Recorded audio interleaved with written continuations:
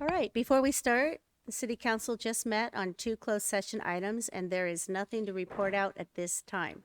Good evening, and thank you for viewing the June 17th meeting of the Arcata City Council. The City Council meeting is being held a hybrid meeting with both in-person attendance and teleconference via Zoom. The City of Arcata acknowledges that the lands that we are located are on the unceded ancestral lands of the Wiyot tribe. The land that Arcata rests on is known in the Wiyot language as Gudini, meaning over in the woods or among the redwoods. Past actions by local, state, and federal governments removed the Wiyot and other indigenous peoples from the land and threatened to destroy their cultural practices. The City of Arcata acknowledges the Wiyot community, their elders, both past and present, as well as future generations. This acknowledgement seeks to aid in dismantling the legacy narratives of settler colonialism. If you would like, please join now for the flag salute.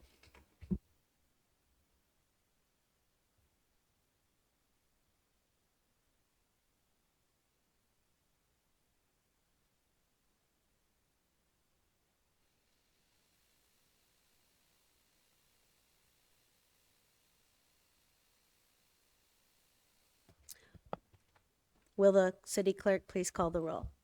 Mayor White, Present. Vice Mayor Atkins Salazar, Here. Councilmember Matthews, Here. Councilmember Schaefer, Here. Councilmember Stillman, Present. all present. Thank you. If you wish to make a comment during the meeting, either for an individual agenda item or during the second oral and written communications period under agenda item number 11, there are 3 ways to do so. 1, if you're here in person, please line up behind the podium when the item you wish to speak on is accepting public comment. 2, if you were logged on Zoom, please raise your hand when it is time for public comment on the item that you wish to speak on. And 3, if you're on the phone, press *9 on your phone and raise your hand, and when it is your turn, you'll be prompted to dial * on your phone. For these items, we will be taking in-person public comment first, and then we will move to the online comments. We will not be going back and forth. So if you are wanting to comment, please line up at the podium or raise your electronic hand as soon as public comment is requested for that item. That brings us now to ceremonial matters. Proclamation in recognition of Juneteenth, June 19th, 2026. And it'll be read by Councilmember Schaefer. Thank you.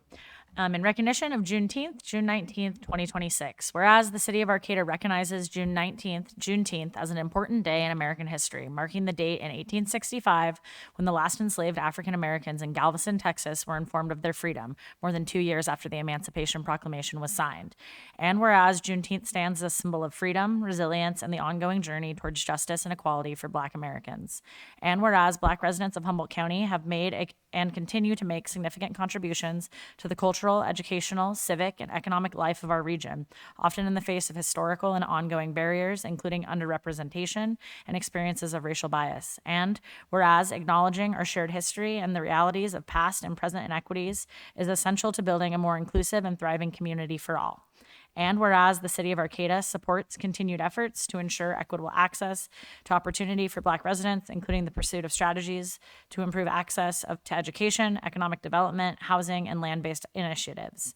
And whereas Juneteenth is an opportunity not only to reflect on the struggles for freedom and civil rights, but also to celebrate the strength, creativity, and leadership of Black communities throughout our region and the nation.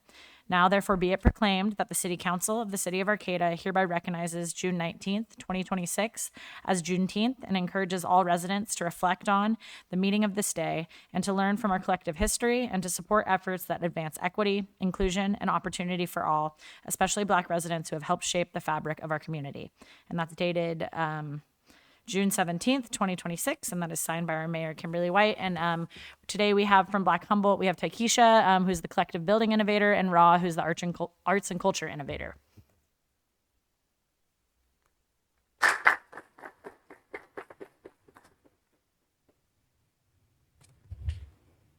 Good evening and thank you.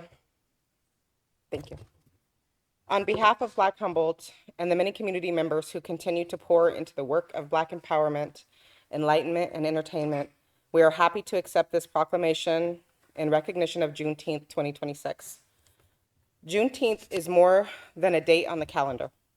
It is a reminder that freedom has never simply been handed down. Freedom has been dreamed of, organized for, fought over, protected, celebrated, and passed forward by Black communities across generations. It asks us to remember the truth in our history while also asking what kind of future we are brave enough to build. For Black Humboldt, that work is local and deeply necessary. We exist because Black and brown communities on the North Coast deserve more than survival. We deserve spaces where our joy is not an afterthought, where our culture is not treated as a special occasion, where our leadership is trusted and invited to co-build, where our children can see themselves reflected, and where our people can gather without having to shrink, translate, or explain who we are. Culturally affirming space is not a luxury. It is a form of safety, health, and self-determination.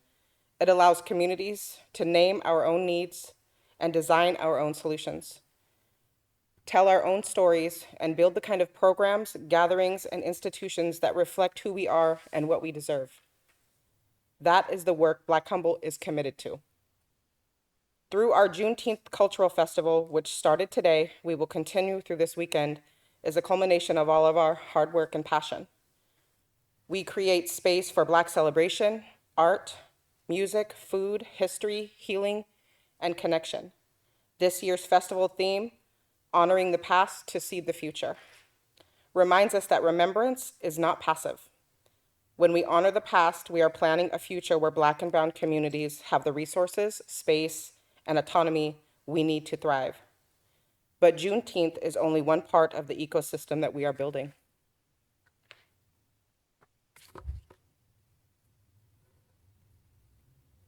Black Humboldt is also working to grow youth leadership through programs that give young people the opportunity to build skills, organize with purpose, explore culture, and step into their own power. We are investing in Black and brown artists through exhibitions, showcases, cultural programming, and our arts and legacy work, which helps preserve community memory, oral histories, and creative traditions that too often go undocumented. We're supporting Black and brown entrepreneurs through business development, vendor opportunities, market spaces, and our Black business funds because economic empowerment is part of liberation work. We are continuing to build wellness and mutual aid programming that responds to real community needs from culturally grounded healing spaces to food access, resource sharing, and community care. We are also dreaming bigger through the vision for Black Humboldt Innovation Hub. We are working towards a permanent home for this work, a space that can hold events, programs, shared resources, development, cooperative projects, and community-led solutions under one roof, a place where our people can build, learn, rest, organize, celebrate, and create. This is what Black Humboldt is building, not just events, but infrastructure. Not just programs, but pathways. Not just moments of celebration, but a living ecosystem of care, culture, memory, and possibility. We have seen what becomes possible when a community is given room to breathe. We have seen young people step into leadership. We have seen artists feel witnessed. We have seen families find connection. We have seen elders share history. We have seen entrepreneurs grow their dreams. We have seen people walk into a room and realize, sometimes for the first time in a long time, this was made with us in mind. That is the impact of Black Humboldt. Today, we accept this proclamation with gratitude and also with an invitation. We invite the city of Arcata, local businesses, organizations, institutions, funders, and community members to support this work not only with words, but with resources, partnership, sponsorship, volunteer time, in-kind donations, spaces, services, and presence. Support the 2026 Juneteenth Cultural Festival, sponsor a youth leader, invest in Black and brown businesses and artists, show up to our events, share our work, bring your people, and offer what you can. Proclamations matter because public recognition matters, but recognition must also be paired with investment. When we invest in Black-led cultural work, we invest in the health of the whole region. When we support culturally affirming spaces, we strengthen the social fabric of our cities, our county, and our collective future. May this recognition be a commitment to continue showing up for Black community, for cultural equity, for racial justice, and for the freedom work that Juneteenth represents. And may it remind us that liberation is not a finished story. It is something we practice, protect, fund, celebrate, and build together. Thank you for honoring Juneteenth. Thank you for recognizing Black Humboldt. And thank you to every person who continues to help us honor the past and see the future.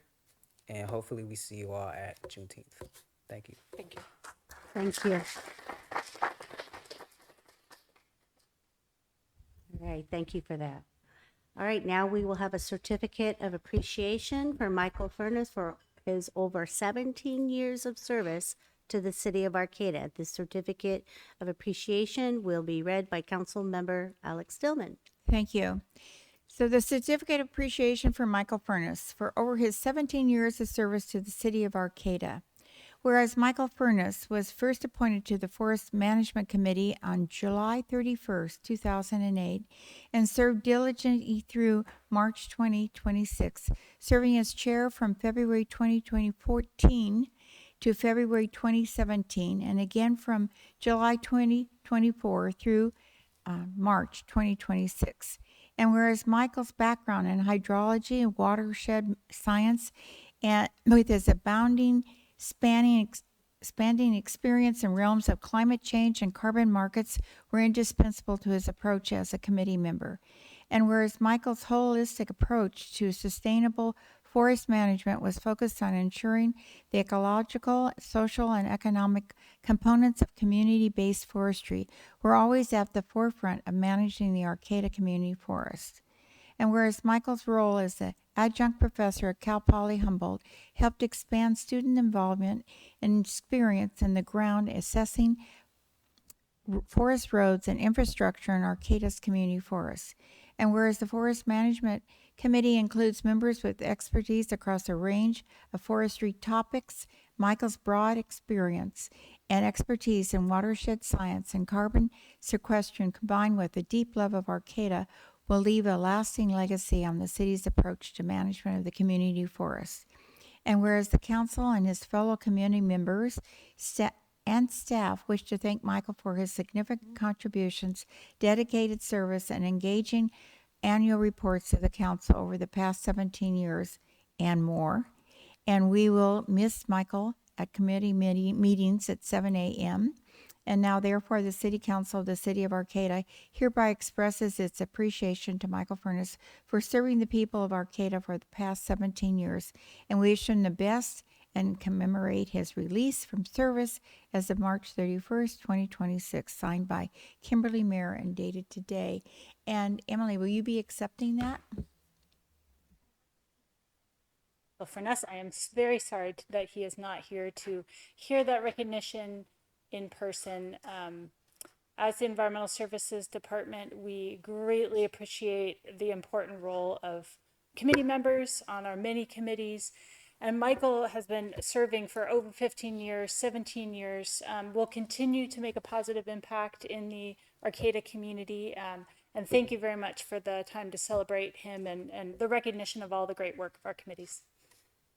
Thank you, Emily. All right, that brings us to report by committee commissions. Do we have any reports today? And then we will go to staff reports. All reports shall be specifically limited to city business and shall not request or lead to any action by city council at this meeting. And then we will go to oral and written communication. So the city values your comments. The public comment period allows people to address the council on matters not on the agenda. This early section of public comment is limited to 15 minutes and speakers are limited to 2 minutes each. If you prefer to have a full 3 minutes of time for your public comment, this item is continued at the end of the meeting under item 12 where speakers are granted 3 minutes. Please know that pursuant to the Brown Act, the council cannot discuss or take action on items not listed on the agenda. The council may respond to statements. There will also be time to provide public comments specific to each item when that item is being reviewed by council. Please make your way up to the podium now. Greetings, my name's Joanne McGarry, and I'm physically hurting a bit, so I might not be able to stay to the end. So you get just 2 minutes of my speaking here. I was given back this book about climate issues, and I'm going to be looking at it tonight and thinking about how our community can proceed in a really creative and an inviting way and promoting everyone to take part in making a difference, a positive difference in the community when it comes to climate action and the environment. I took the bus today, as I do often. I've ridden my e-bike. I walk a lot, although I'm hurting right now. So I do think that we should, as community, be promoting, especially at events, alternative ways to get there, alternative ways to wine and dine, so to speak, or drink beer and oysters and all those things in terms of going further than just disposable, compostable, single use, and really getting into the reuse component. Yesterday was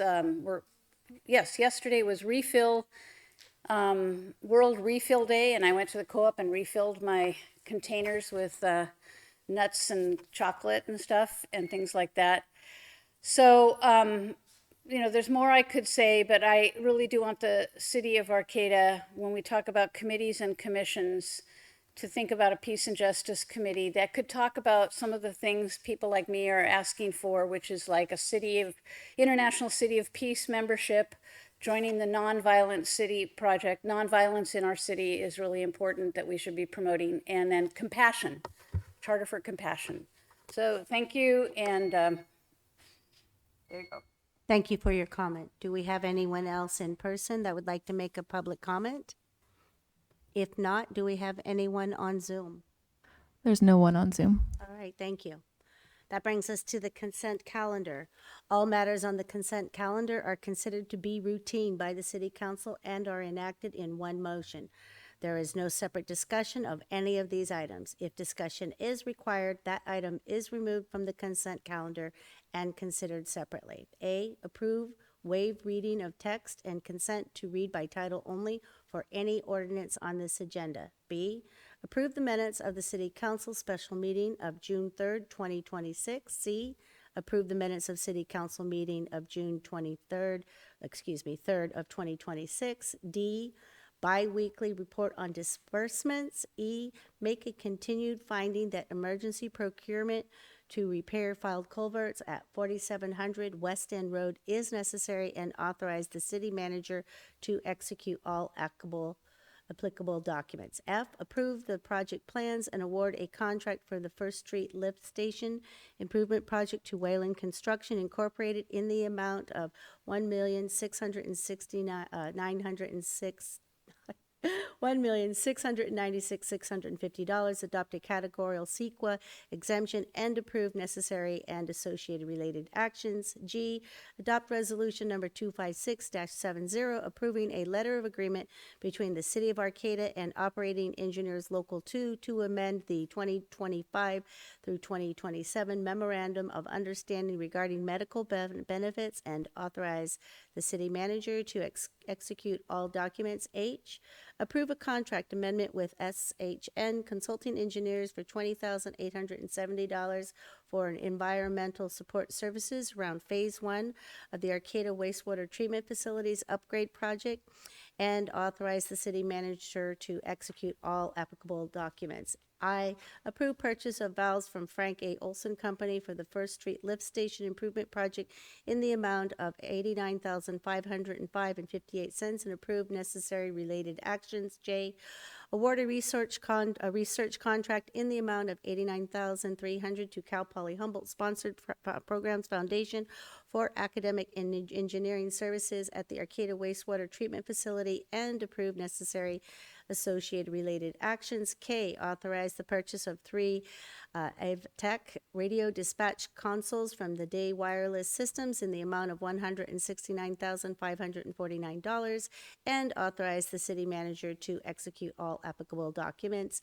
And L, approve a contract amendment in the amount of $307,482 to GHD Incorporated for the additional engineering and design services for the US 101 Sunset Avenue Interchange Improvements Project, and authorize the city manager to execute all applicable documents. M, approve a contract amendment with Carollo Engineers in the sum of $310,100 for construction management and inspection services for the Phase 1 Arcata Wastewater Treatment Facilities Upgrade Project, and authorize the city manager to execute all documents.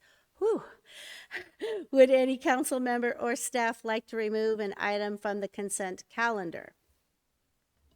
I'd like to remove F, please. Okay. Do we have any members of the public waiting to comment on any consent calendar items? If so, please line up at the podium now or raise your hand on Zoom for public comment on the consent calendar. Go ahead, please. Hi, my name's Joanne McGarry, and I looked at this extensive consent calendar and had the opportunity to speak to the city manager prior to this meeting about my concern on huge dollar amounts being discussed on the consent calendar. And we agreed that it sometimes is difficult when there's so much on the agenda to try and take huge dollar items out of a consent calendar. But hopefully we can find ways so that people can better understand what we're spending money on, where we're getting that money, and why we need to do what we're doing with that money. And I would be happy to work with people to figure out a better way to present information to the public on these kinds of heavy-duty, highly expensive projects that I understand can be quite necessary to take place, but I just want to say out loud again, consent calendar items should hopefully not be on big ticket items, and we should have an opportunity to discuss them. Thank you for your comment. Do we have any other members in the public who'd like to speak on this item?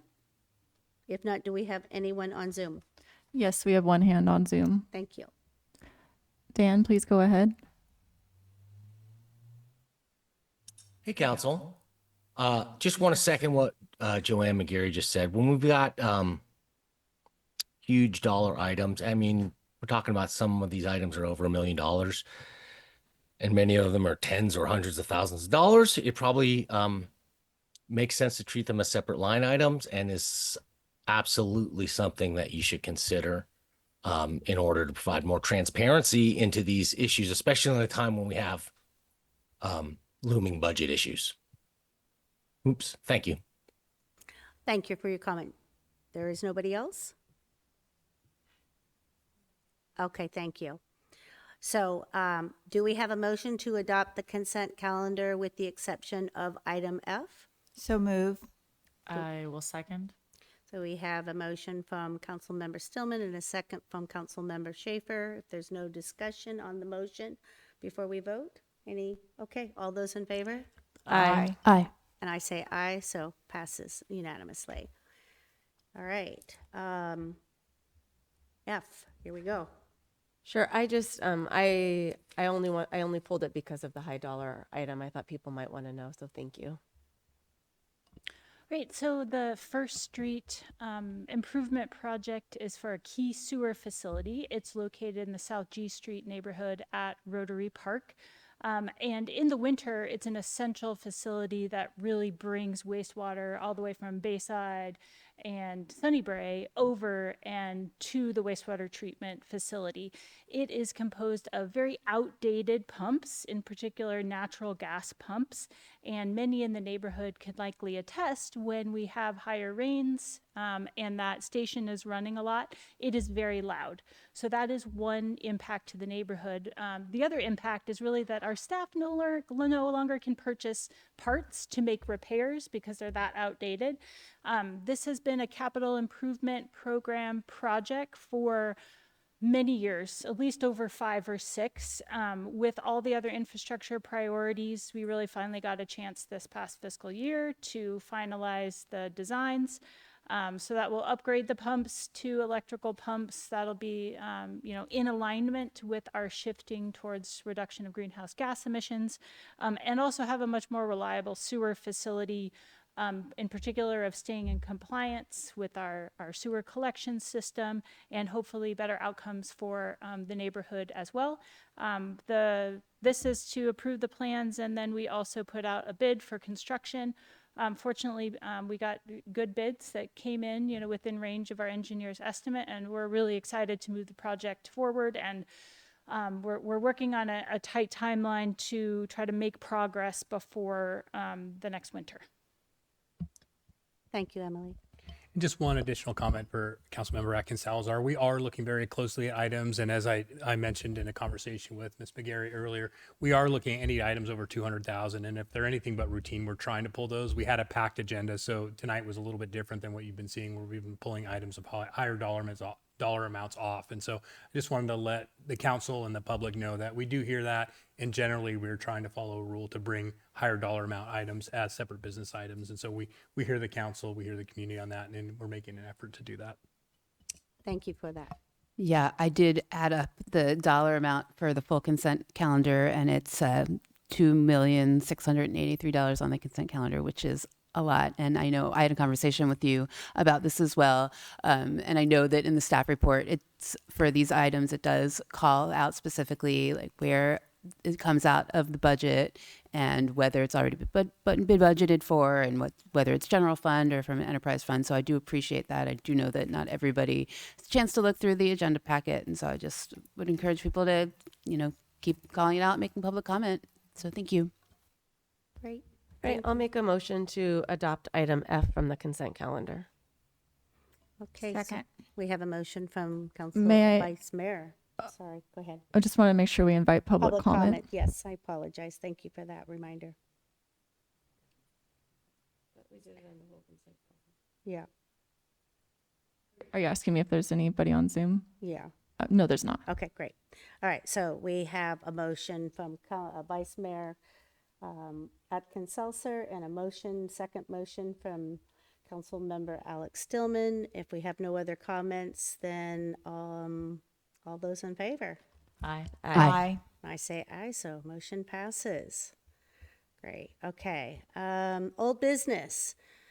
We have a public hearing for closeout of Arcata's Community Development Block Grant, the CDBG grant number 22 CBD PL20035, accomplishment, discumbrance, and acceptance of the Valley West Neighborhood Center assessment. Can we have a staff report from Director of Community Development, David Loya, please? Yeah, good evening, Mayor and council members. This is largely a procedural matter. As you recall from a few months ago, the council accepted the Valley West report. In trying to close out the grant, the CDBG program requested that we submit a resolution, so we're bringing it back for your adoption of the resolution. Be happy to answer any questions and take public comment. Do we have any questions right now from council? Otherwise, I will open up a public hearing to see if we have any members of the public waiting to comment on this item. I just want to say that the document, the assessment itself, I guess, is just, it's a good read. It's very comprehensive. There's a lot of great info in there, and it's really good to just see all the community engagement that was done, and it's really well prepared. So if folks listening out there saying, what are these guys talking about? Even though we've talked about it a bunch of times, I recommend reading the assessment. It's a lot of good info. I wish they would have spent a little bit of time in how we might have been able to fund all those wonderful ideas, but I guess that's the next steps. That's the And next step. I think I read that we didn't fulfill our obligation when we had this on our agenda before, that we didn't have a resolution to close out this grant. That's correct. We've already adopted this plan. We just need to adopt it by resolution so that we could submit that for closing out the grant. So thank you. Go ahead. My name is Joanne McGarry. Oops. Thank you for these hearing devices. It really helps. CDBG, again, I'm here and I'm starting to get it and starting to learn how this all works and everything. But community development block grants are things we get from the state to work on significant projects. And so acronyms sometimes help with, saying them, what they spell out to mean, but also the beauty of how this community has utilized and successfully obtained in the past and hopefully into the future a lot of these block grants for important projects like the Valley West assessment for community center. And so I just want to say in a public hearing that these are important issues that the state hopefully recognizes that we as the city of Arcata could really benefit by state monies to carry them out. And community development block grants, CDBG, yeah, close it out for this particular issue, and maybe we'll be successful in the future for closing out other successful grants from the state. Thank you for your comment. Do we have anyone else from the public that would like to comment? Anyone on Zoom? There's nobody on Zoom. Okay, so unless there are any final comments from council, can we have a motion? Well, I move I move to close out the Arcata's Community Developments Block Grant, grant number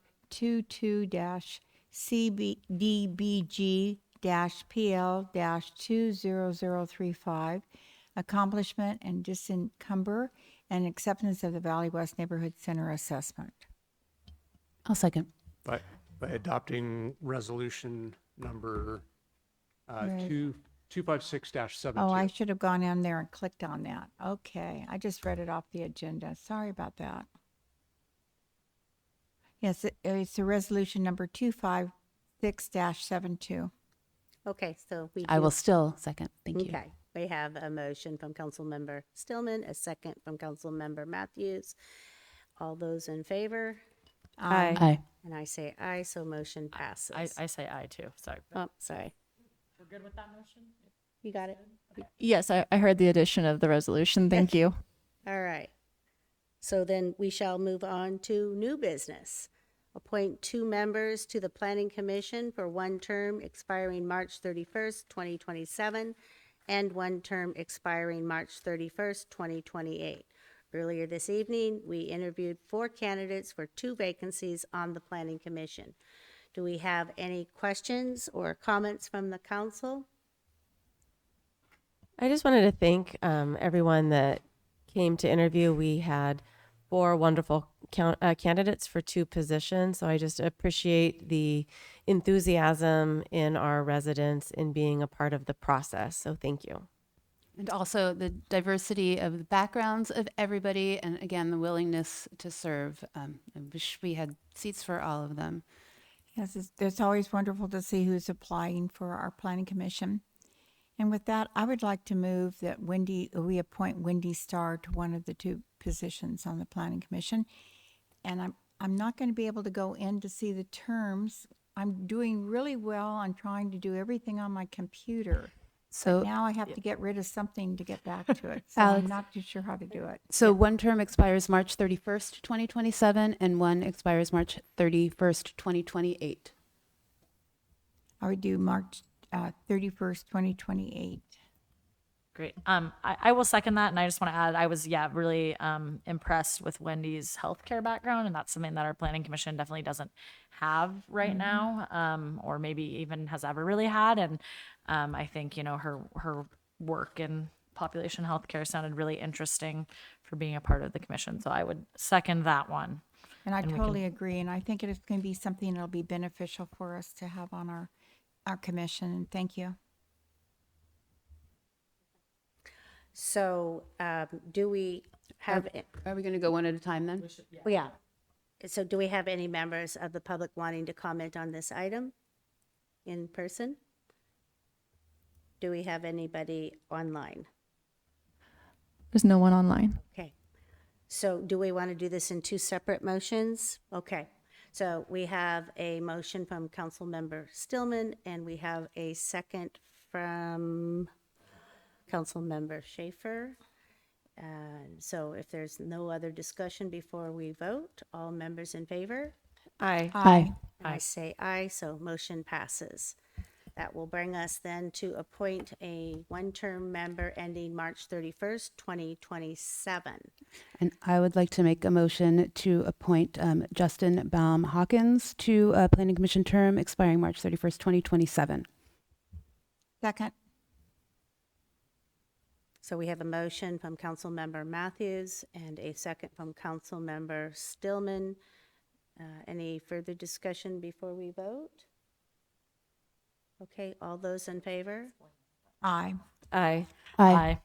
And I say aye. And so that'll be for the term March 31st, 2027. Yeah, I'd like to ask to see if we have any public comment also from this second item. Would we be doing that, or is it the first one is good enough? Okay, perfect. All right.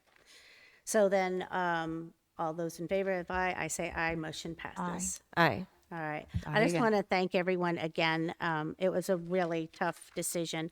I wish that we had 4 openings for all 4 because all were superior qualified. And I hope that you come back and apply again. We have other opportunities. So again, thank you everyone for your time. And Totally agree. yeah. That will bring us then to public hearing to consider adopting resolution number 256-75, confirming the report of a 2025 lien letter recipients of delinquent garbage account fees. Can we have a staff report from Director of Environmental Services, Emily Benvey? Sure. Good evening, Council. This is not the most fun staff report, but it is an annual process that the Council undergoes related to liens for delinquent garbage accounts. And so we bring this to Council pretty much June of every year. This relates to customers or account holders within city limits who have service with Recology and are delinquent in paying those garbage bills. And so the process generally is that account holders are notified, or owners, if the owners are different than the account holders, they're notified of their delinquent account on a monthly or bi-monthly basis, depending on if it's commercial or residential, that there's a delinquency. That notification continues to happen. And then accounts that don't get brought up to current or get paid from the last calendar year get moved forward into the lien process, as we call it at the shorthand. And so what that means is folks get a letter saying that the account is delinquent, there will be a public hearing, and if the accounts aren't brought current or paid up by X date, then the amount that is overdue gets placed on the tax bill effectively with the Humboldt County Assessor's Office, and the delinquency is collected that way. So that process starts generally every April of every year. Folks are given the opportunity to pay before being forwarded to City Council. At this point, there is about $28,000 total. Let's see, I have this on hand. Probably less than 50 accounts. So it's a fairly substantial amount of accounts that are still owing garbage bills. They'll still have the opportunity to pay up until August 1st. And then after that August 1st date, that amount would be forwarded on to the assessor for collection via the property tax process if they continue to remain outstanding. So again, it's a bit of a lengthy process, and certainly folks are given many opportunities to pay before that lien process, and this is sort of the final step in that process that authorizes the city to have the delinquent accounts placed on that property tax collector's bill for assessment. Thank you, Emily. All right, do we have any questions or comments from council? Otherwise, I will now open. Well, I want to share what it's like. You know, I had a tenant that wasn't paying their garbage bill. So every month I got a notice from the garbage company. My tenant is not paying their garbage bill. Every month I'd go talk to them about it and how they could pay a portion of it. And so I just want you to know if that's the way it happens. And so it can be quite annoying for the property owner, because eventually the property owner is going to be assessed to pay that the garbage bill for a tenant that doesn't pay it. So I just wanted to share that with you all. Fortunately, it got paid, so I don't have to pay it. But I kept saying, I don't want to have this in delinquency. I don't want to have it at the council, coming forward to the council. So I got her finally to do it.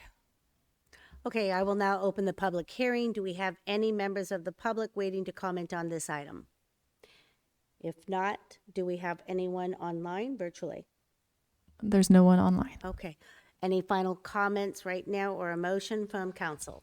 Yeah, I'll make a motion to adopt resolution number 256-75, confirming the report of the 2025 delinquent garbage account fees for lien. I'll I will second. Go ahead. I will second. Okay, so we have a motion from Councilmember Schaefer, a second from Vice Mayor Atkins Salzar. All those in favor? Aye. Aye. And I vote aye, so motion passes. Thank you again, Emily. All right, so that brings us to item C, public hearing to consider establishing the fiscal year 2026-27 appropriations limit or the GAN limit by adopting resolution number 256-73. Can we have a staff report from Assistant City Manager and our Finance Director, Tabitha Miller, please? Yes, give me just a second and I'll pull this up. Take your time.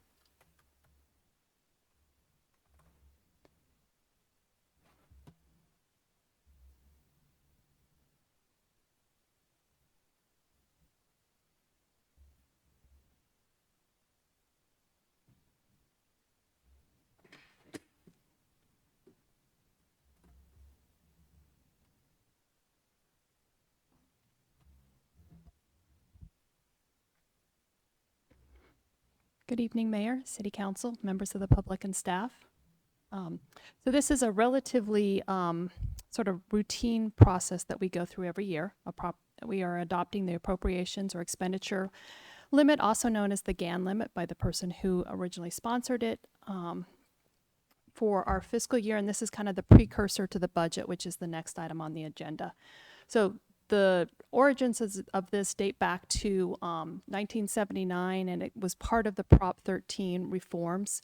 And it's something that happens not just in California, but versions of it happen in other states across the West. And essentially what it's required of the local government is that you establish your appropriations or expense or expenditure limitation on an annual basis prior to your budget. And basically it's just a very simple calculation I'll show you on the next page that takes your prior year appropriation limit, you adjust it for growth in or change in population and inflation, and then you are not allowed to spend over that amount, and we take certain revenues into account in calculating that. Why am I going backwards?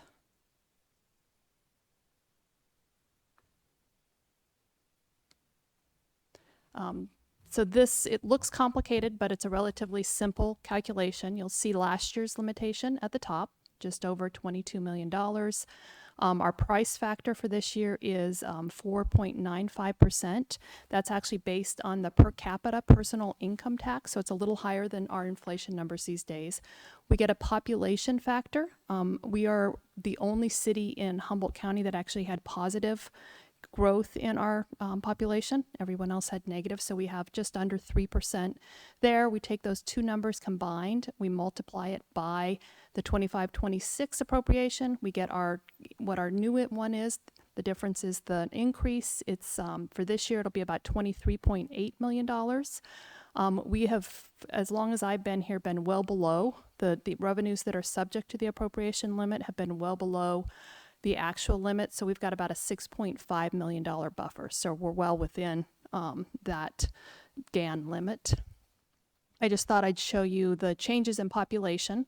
These are actually estimated every year by the California Department of Finance and put out. And as you can see, overall, Humboldt County had a negative 0.3% population decrease, and we happen to have added, or they're estimating we added about 568 bodies to our city.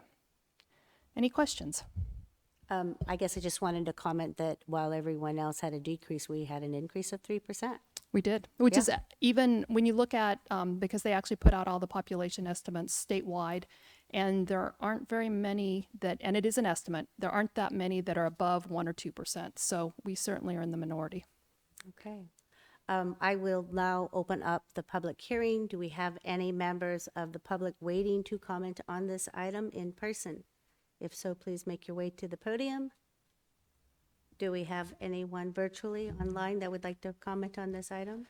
There's no one online. Okay, do we have any comments or a motion from council? I'll make a resolution to make a motion to adopt resolution number 256-73, establishing the fiscal year 2026-27 appropriations limit. Second. Okay, so we have a motion from Councilmember Matthews, a second from Councilmember Stillman. All those in favor? Aye. And I say aye, so motion passes. Do I need to officially close Thank this you public again. hearing? That's probably a good idea. Okay, so we have officially closed this public hearing.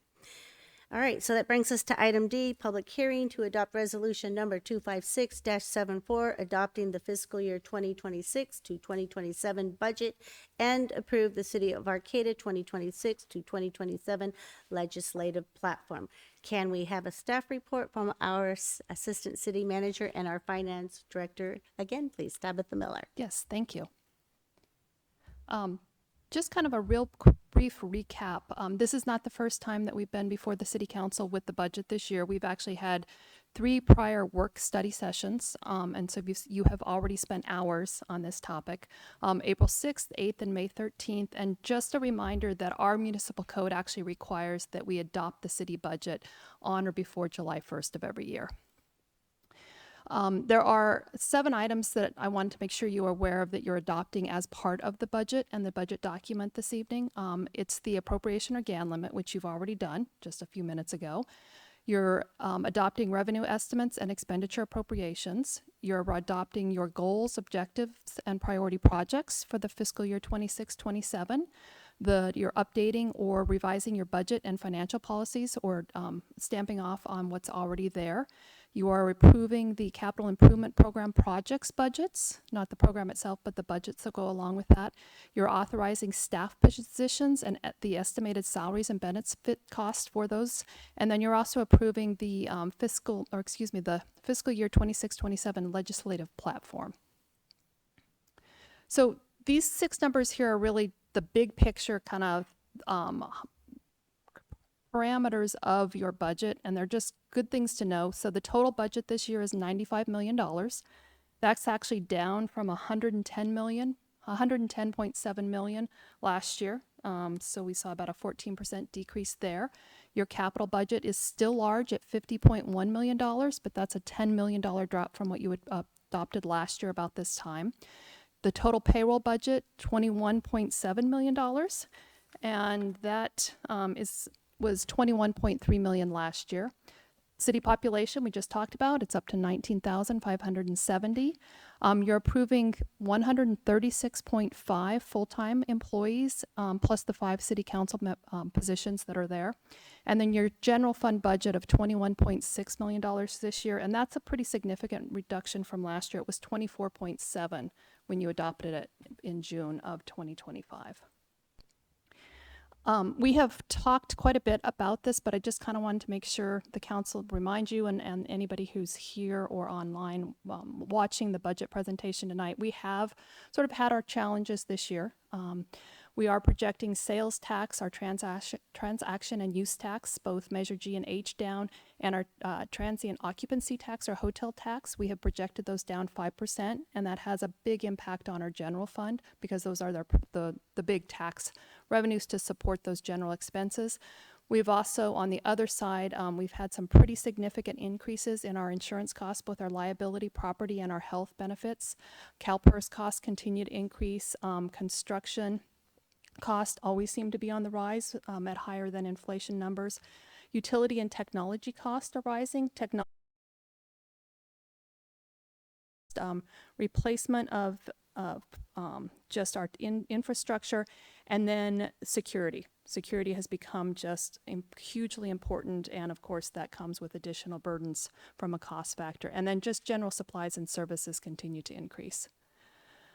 We have already gotten action and direction from council, and we appreciate that the ongoing conversations we've had. We adopted a hiring freeze on June 3rd. We also adopted a retirement incentive plan on June 3rd, and we're going to use those to try to cut some of our labor and benefits cost. You provided some direction to fund the Reconnecting Arcata project at $150,000 less than budgeted for this year to try to control those costs. You also provided direction to increase the general fund reserve policy to 50% of operating expenses. It was at 35%, and I have a slide on that, a couple in the future.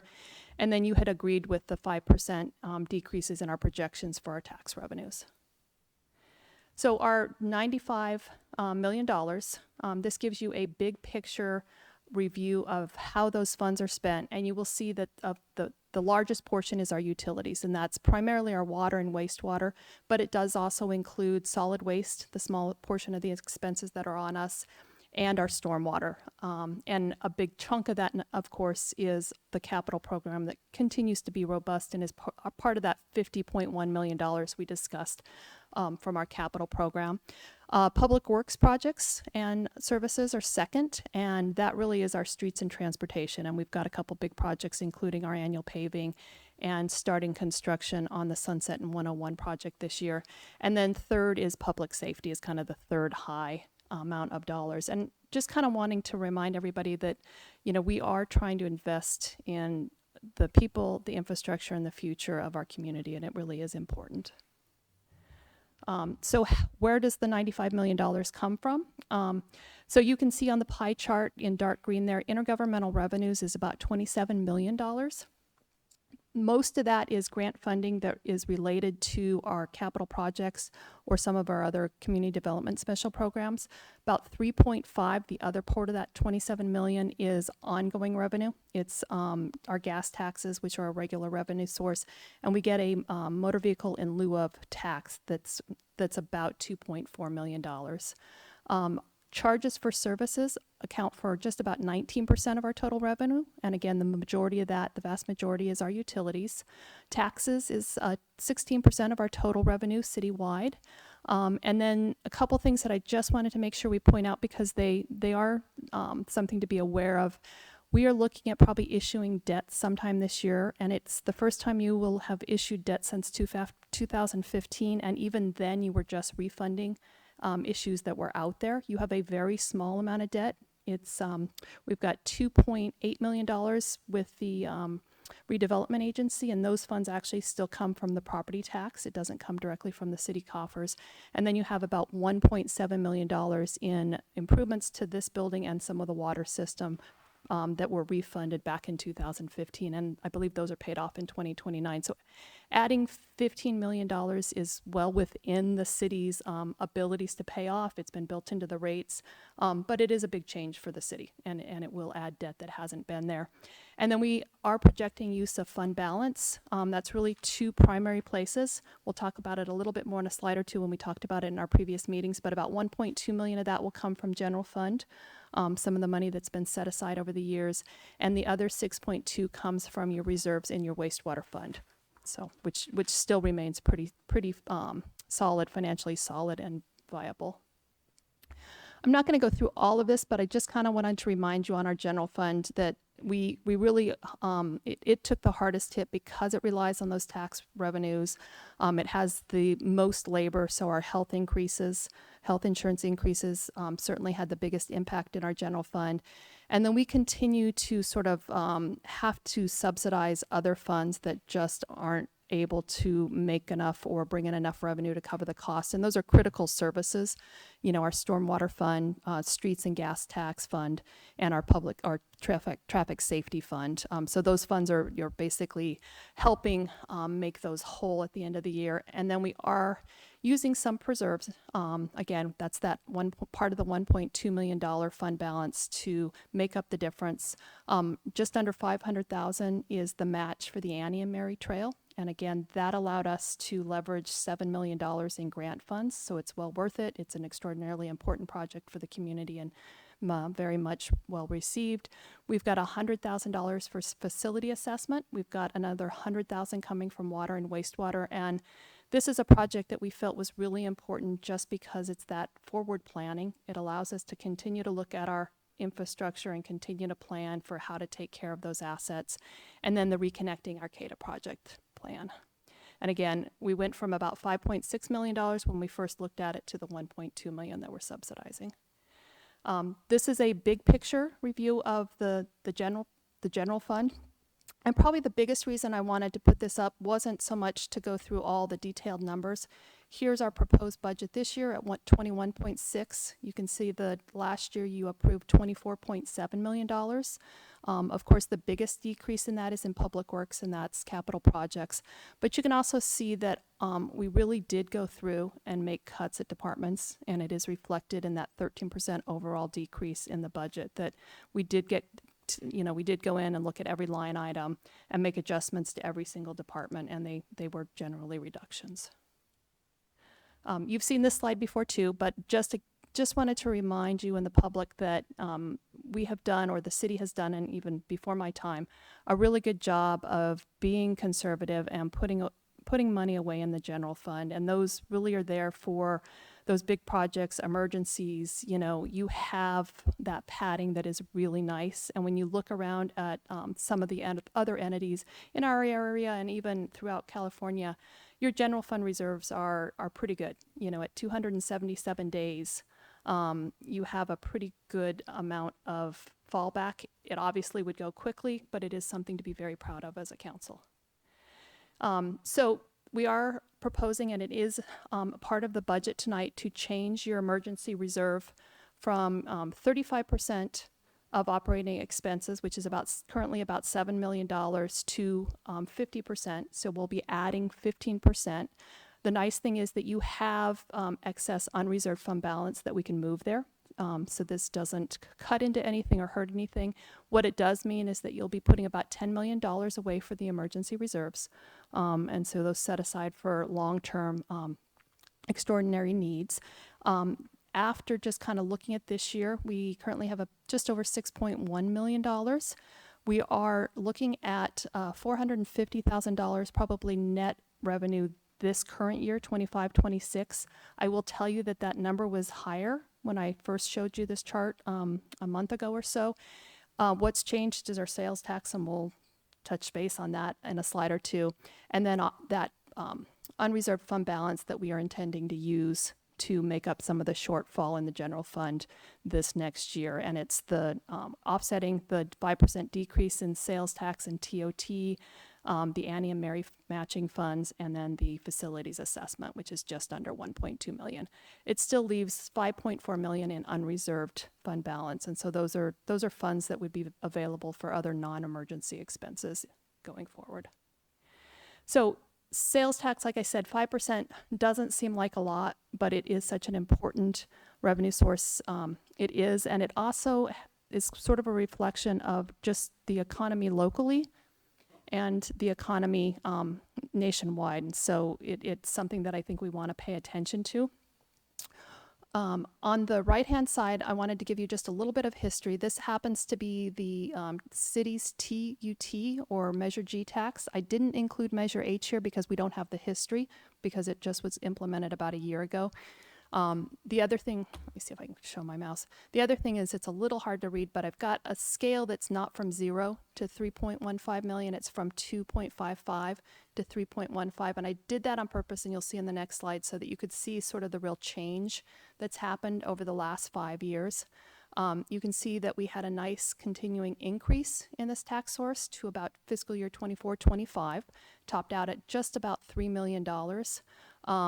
This year we have revised our estimate downward. I did that after the third quarter, which is January through March of this year, came in. We had a pretty significant dip in our Measure G. It was down 13.7%, which is the biggest drop in a quarter I've seen. And looking at it, what I can tell you is that it's probably a reflection of some of the work that's being completed at Cal Poly, because we do get some of the TUT tracks on those construction projects and building materials and furniture and all the other things that they bring in to build those. It also probably has a little bit of a reflection on the fire on January 1st. And then just really trying to figure out if the trends are more than that. We won't know until August, late August of this year, what our fourth quarter, which is April through June, will look like. So the numbers here for 2026 are estimated and for 2027. But we'll probably, I'm sure we'll be updating you when we get those numbers to keep track of it. It's also, you know, sometimes a reflection, it's a reflection of our local businesses too, and we really want to be in touch with what is happening there. Because that's not just, the city's not, you know, dependent on those dollars, but so is the rest of the community. So it's important.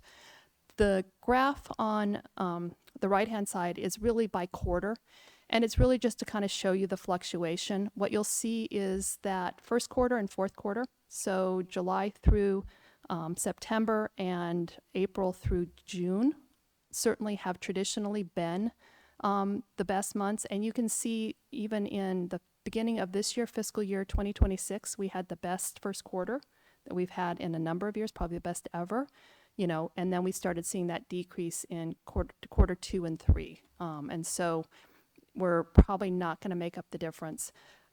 Fiscal year 2025, interestingly enough, the best year ever with just that $3 million. And you can see that our quarters were almost equal. And so it's really about getting year-round business in our city. So the Bradley Burns sales tax is 1%, so it's a bigger percentage. This is the piece that we share with the state. One of the differences here is that it is typically it's taxed where the transaction happens. So a good example of where we lose out is you buy a car, you drive to Eureka, you buy a car, they get the Bradley Burns, we get just our share of the TUT. Same thing with many of the building materials and construction projects. The Bradley Burns doesn't necessarily follow where it's used, it's where the transaction happens. And a lot of times those are purchased elsewhere. You'll look at the numbers and you'll notice that even though the TUT is 0.75%, you would expect that our Measure G would be 75% of the tax base. It's more like 90%. And that's really because of that extra use tax that we get. You can also notice that it's been a bit more stable, especially if you look at the changes that have happened over the last 5 years.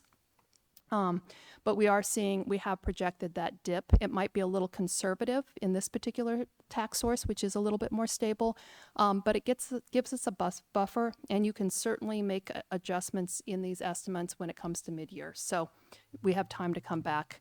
And you can see, again, they have the similar first and fourth quarter where the most of the money comes in.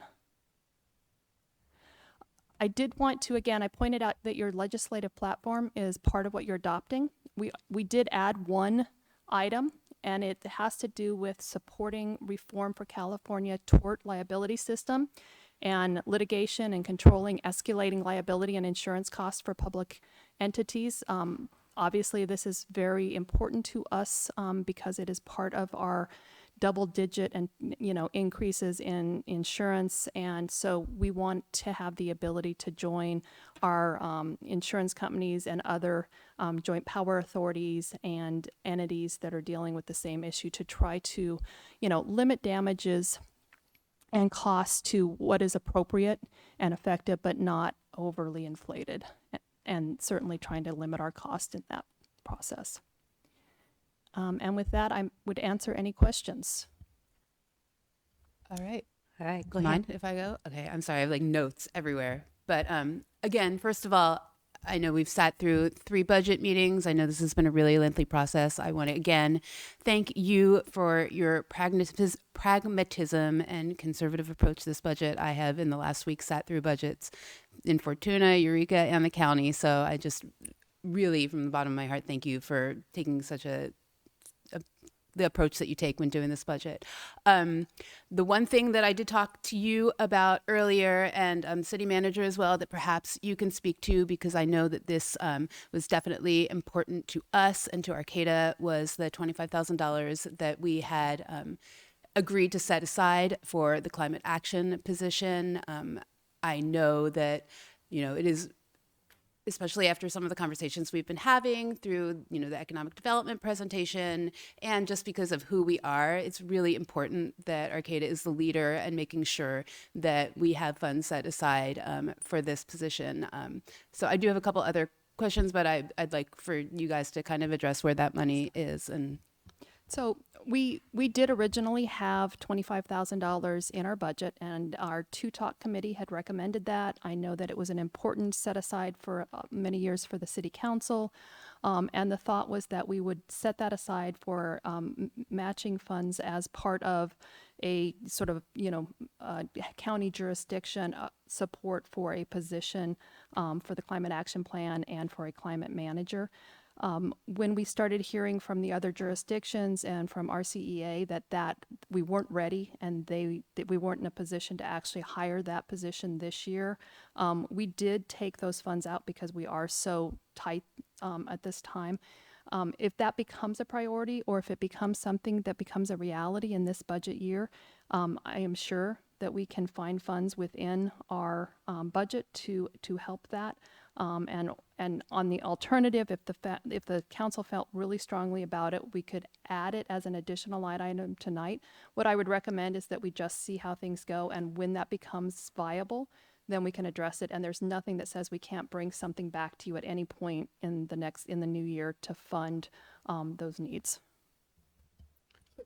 Yeah, and just one additional comment too. We met with the executive director of RCEA, Beth Burks, and what she thought is a lot in the first year, there'd be a lot of development of the program, and that a lot of work would be done by the director. They anticipated the director would probably be doing about maybe 40% regional climate action plan, the director of engagement in regional climate planning.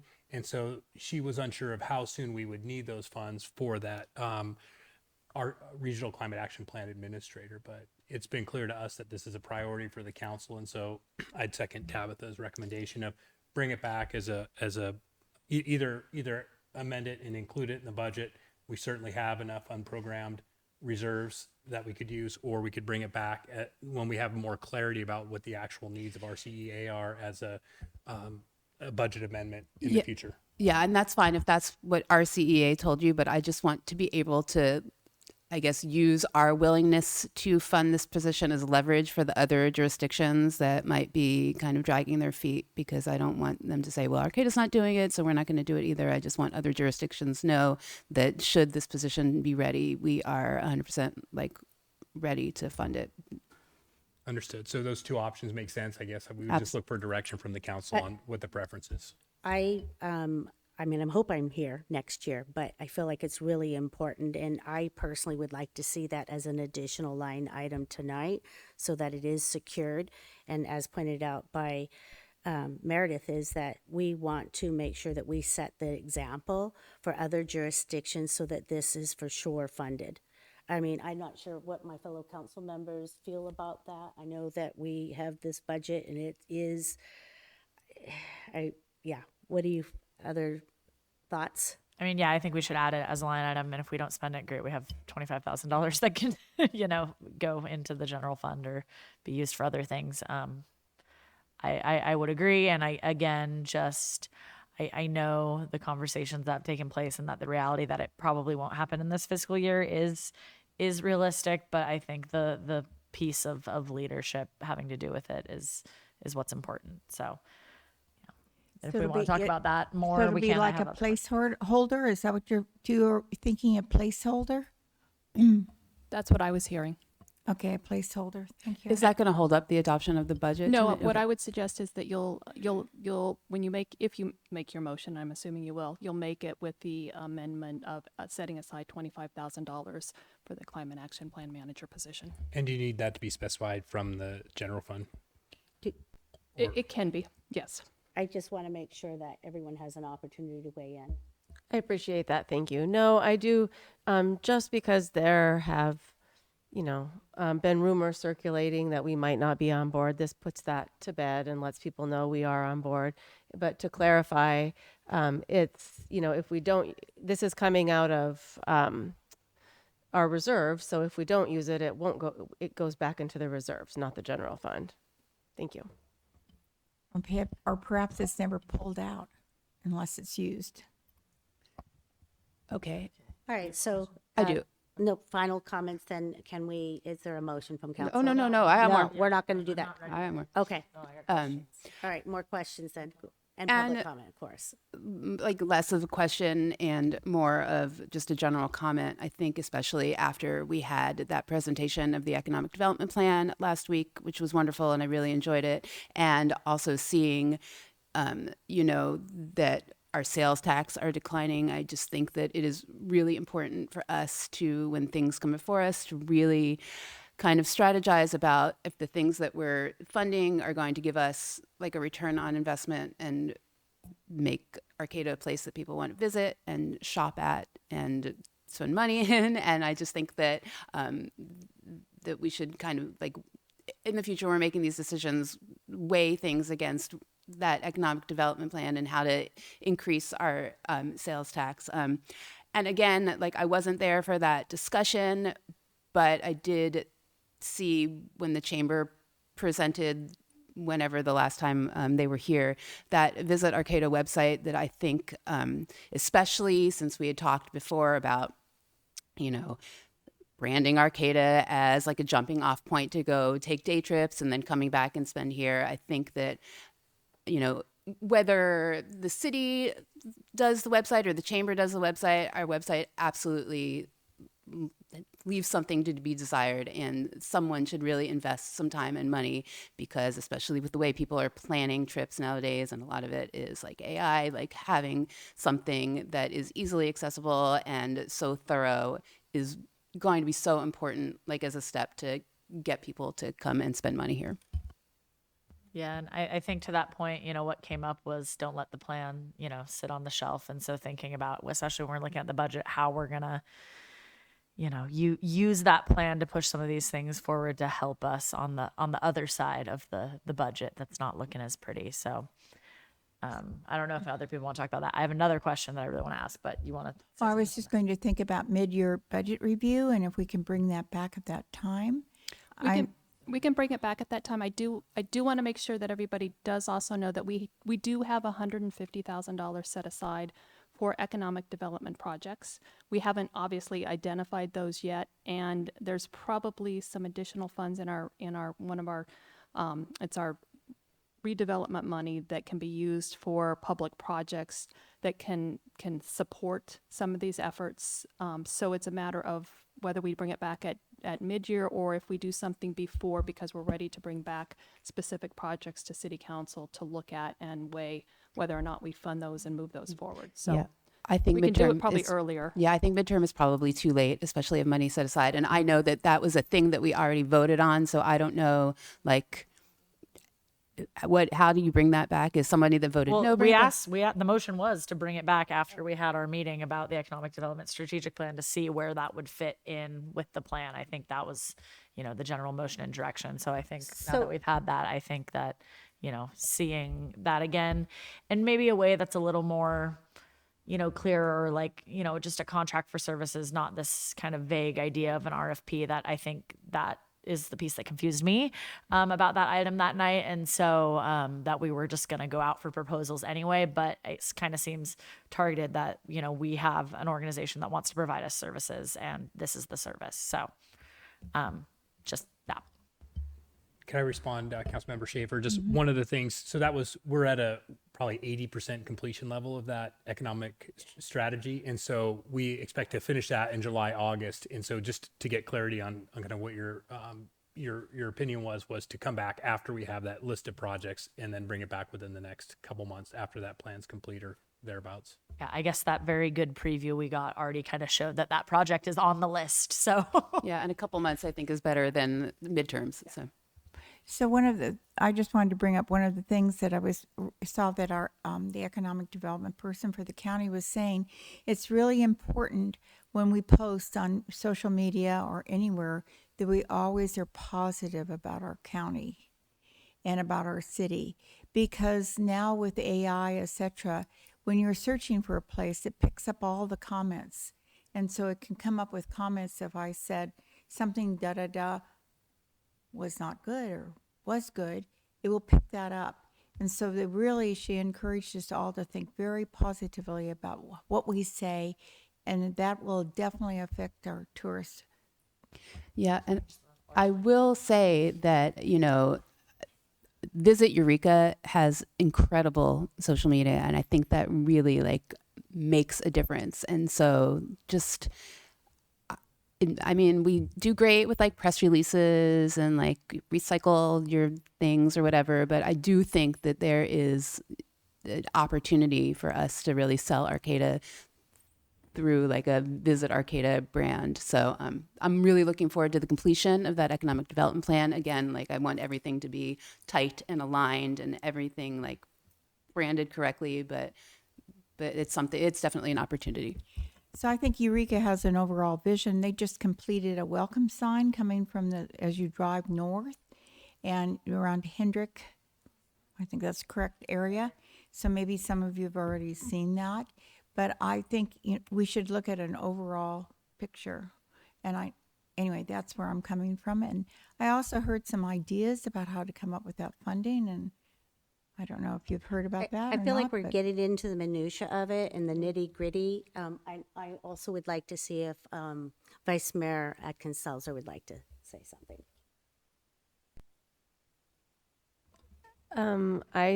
I didn't have one on this topic. I think it's a great topic for when it comes before us as a agenda item specific to that. But I just had a simple clarification that I think would be useful to the public. When we're talking about all the different taxes, we have our sales tax and the TUT and the TOT. And I think the TOTs, being from hotels is pretty obvious, but there can often be confusion between what's sales tax and what's a transition and use tax. And would you be able to offer just some clarification on that?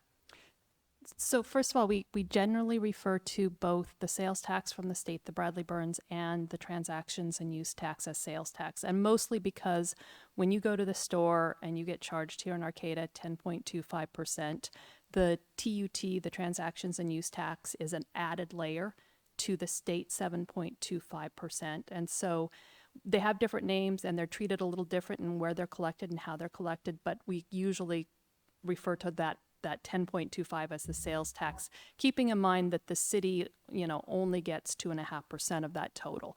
And the rest goes to the state and the county and other entities. But I think that gives the difference between the Bradley Burns sales tax and the TUT, or transactions and use tax, is really how it comes to be, because the voters locally put it into place, the TUT, and then exactly how it's taxed. But it's always kind of lumped into this sales tax pot because of the way it's collected. And then, as you said, the transient occupancy tax, the TOT, I often will refer to also as a hotel tax. Then it kind of relates it directly back to who's paying the tax on it. Thanks. So I think that that's really important because we don't get the full amount of the sale of the 7.25 sales tax. But when we're explaining like the measure G or H, those additional couple of percentage points on there, that fully goes to Arcata. Correct. And I think that's just, and I just wanted to bring that up because, it is important to know for when people are voting for things like that, that's something that really just specifically goes to us. Thank you. Thank you for asking for that clarification. I appreciate it. I also want to make sure that we hear from the public. So yes, absolutely. Great. I wanted to ask about the juvenile diversion officer position and if it is being funded in this budget, or if we used opioid funds to do it, or if we're using the overhire position. And it's kind of just hard to tell because all the personnel expenses are lumped together, or at least so it seemed to me. I couldn't find it. So the position is still in your authorized list of positions that you are approving in this budget, and it is a line item, and there is one, just to be clear. We are in the process of trying to get the job description updated so that we can send it off to the opioid folks, and make sure that they're good with using those funds to fund that position, either in total or in part, depending on how much money is available to us. But that position is still out there, and is part of it. It has not been frozen, although it is kind of on hold until we take care of the funding, because we really are trying hard to get some additional funds from opioids to offset the general fund cost. thank you for that update. I'm just curious, if it isn't funded through the opioid, will we have a space holder for that? How will that work? Yes, that's what you just said? Okay, thank you. All right, so then unless there's more questions from council, I would like to open up for public comment on this item, please.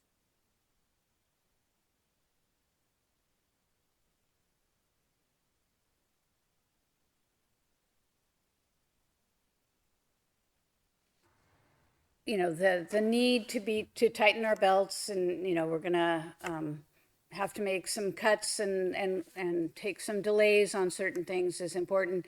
I really appreciate the need to be in the vanguard on this climate action manager funding. So I appreciate having that put on as a budget line item. A lot of what the climate action plan will hopefully create is also potentially a reduction in some of the revenue that might come from taxes like gas taxes or other things, because if people are being conservative in their energy use and or individual fossil fueled vehicle use, I don't know if there must be a tax, I guess, on electric vehicles too when they go charge them up, but it's worth the trade-off to me. So I just want to say that some things that we might be proposing in climate action will not be the same kind of revenue generators that we're used to. And I think that's okay. And, you know, we'll find other ways, and we can really sell ourselves as a forward-thinking climate action community. And that will get people to come and see how we do it so they can take it back to where they're living and emulate us in our forward way of living on the planet. So yeah, I appreciate adding that as a line item. Thank you for your comment. Do we have anyone else in the public that would like to comment? If not, do we have anyone virtually? There's no hands on Zoom. Okay. So that would leave us, unless there's any final comments, then shall we move forward with the addendum? All right. Okay. I guess I would like to then make a motion to adopt resolution number 256-74, adopting the fiscal year 26-27 budget, and approve the City of Arcata's 26-27 legislative platform, and also approve adding in a line item for $25,000 for a climate manager From the general fund. from the general fund. And do we have a second? I will second. All right, so we have a motion from Councilmember Matthews, a second from Councilmember Schaefer. All those in favor? Aye. And I Thank say you, aye, so Tabitha. motion passes. Thank you. Thank you. Yeah, and thank you so much for. I know that you spent like many, many, many extra hours in this office worrying about the budget, and I appreciate your diligence so much. So I would like to give her a compliment. I really enjoyed looking at all the photographs you chose for the different topics when you went through the budget online. And I thought you did a really great job, and I really enjoyed looking at all the photographs and appreciate it. So thank you. Thank you. That's, you know, I don't get to be creative very often. Well, it was a good job. All right, thank you again. All right, so that brings us to item E, adopt CEQA common sense exemption for ordinance number 1587 and introduce ordinance number 1587, an ordinance of the City Council of the City of Arcata, amending Title II of the Arcata Municipal Code regarding design approval authority. Can we have a staff report from City Engineer Netra Kadri? Good evening, Mayor, Council Member, member of the public, and staff. This is a very straightforward staff report and mainly administrative. And one of the requirements that we got when we got our new insurance through CIRA, California Intergovernmental Risk Authority, when we got new insurance, they went through our muni code and they made some recommendation what all changes we should be making. So this is one of the recommendations related to design immunity. So currently, there is a government code section 830.6 that provides design immunity protection to public entities and public employees for injuries caused by plans and designs done via public improvements, as long as that is approved by the council or the body. And that is one of the reasons every time there is a project, we come here, bring it. One of the recommendation is to approve the project. So we are just trying to reinforce our mini code by adding this section in our mini code rather than just relying on the government code. So with that, I would just request you to take some public comments and approve this, and we can move forward. Thank you.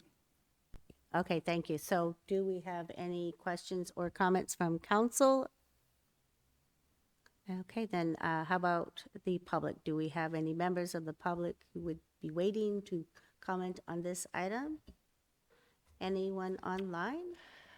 Mayor White, can I just clarify if Absolutely. the public hearing's open?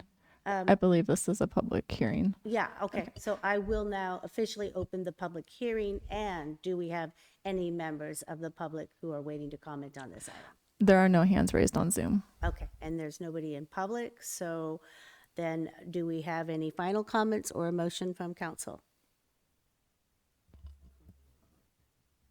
Yeah.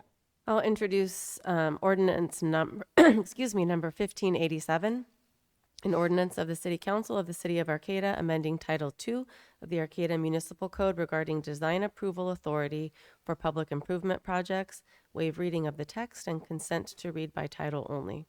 Second. Do we also need to find that it is yes. exempt from CEQA? Yes, I was going to suggest that as part of the motion, if we can have that finding made, please. Sure, and to find that the adoption of the ordinance number 1587 is exempt from the California Environmental Quality Act pursuant to section 15061B3 of the CEQA guidelines for the reasons stated in ordinance number 1587. Second. Okay, so we have a motion from Vice Mayor Atkins-Salzar, a second from Councilmember Stillman. All those in favor? Aye. Aye. I say aye, motion passes, and now I will officially close this public hearing. Are we good on that? Yeah, okay, great. So F, introduce ordinance number 1588, an ordinance of the City Council of the City of Arcata amending Chapter 2 Sewers and Chapter 3 Water of the Title 7 Public Works of the Arcata Municipal Code to align collection enforcement for solid waste, wastewater, and water services, and correcting Section 5430 rates and changes of Chapter 3 Solid Waste Management and Title 5 Sanitation and Health. May we have a report from our Assistant City Manager and Finance Director, Tabitha Miller, please. Thank you. So,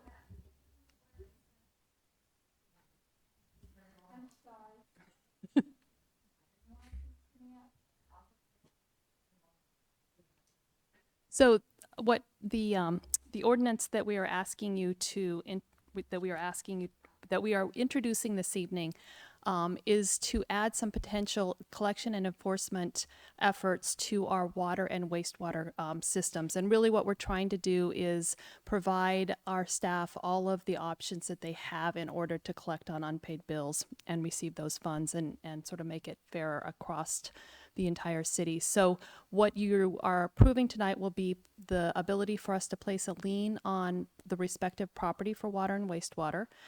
We can also, if there's unpaid charges, we can place those on the Humboldt County tax rolls or the property bill through the direct charges, just like the solid waste item that you had earlier. We can if we take court action, and if judgment is in favor of the city, it allows for cost and attorney's fees. And then finally, we can also discontinue utility services charged on the unified bill. So if there's multiple utilities on the same bill and even just one is unpaid, it gives us a little bit more ability to collect there.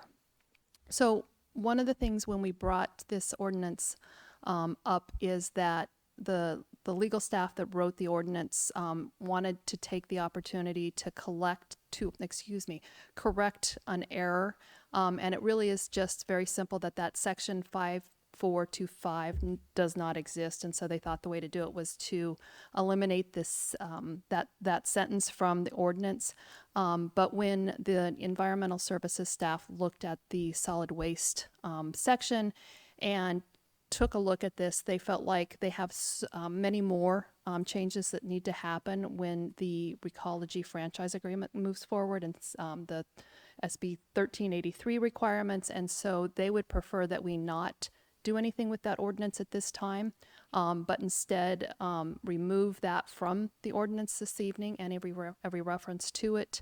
And they'll bring those back to you as part of a much larger change to that particular section of the code. So what we're asking for here is the revised recommended action, and I realize I put it up here because it's a little bit wordy and a little bit more complex, but really what we're asking you to do is strike a few things, strike the reference in the title. We have a whereas that talks about it, and then strike the actual removing of that sentence, and then make a motion to adopt the ordinance number, or excuse me, introduce the ordinance number 1588 as amended with the second motion. So we have two separate motions: revise the ordinance, and then introduce the amended ordinance. And I apologize about all the words. So does everybody, do you need any more clarity, or any questions? Okay, so then I will now open up the public hearing. Do we have any members of the public waiting to comment on this item? Anybody virtually? There's no one with a hand raised on Zoom. Okay, so unless there's any final comments, then do we have a motion from council? Can I make it all as one, or do we have to do it? Two. Two? Okay, so the first one is the motion to approve the amendments as presented by staff to the proposed ordinance number 1588 to strike the 10th whereas from the recitals section of ordinance, to strike the entirety of the text section 5 from the ordinance replaced with reserved, and 3, strike and correcting section 5430 rates and charges of chapter 3 solid waste management of the title 5 sanitation and health from the title of the ordinance. I will second that first motion. Okay, so we have a motion from Councilmember Matthews and a second from Councilmember Schaefer. All those in favor? Aye. And I say aye, so motion passes. Now we will go to the second one. So I will make the motion for the second one. Motion to introduce ordinance number 1588, an ordinance of the City Council of the City of Arcata amending Chapter 2 Sewers and Chapter 3 Water of Title 7 Public Works of this Arcata Municipal Code to align collection and enforcement of solid waste, wastewater, and water services as amended, and waive reading of the title and consent to read by title only.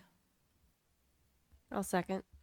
Okay, thank you. So we have a motion from Councilmember Stillman and a second from Vice Mayor Atkins Salzer. All those in favor? Aye. And I say aye, so motion passes.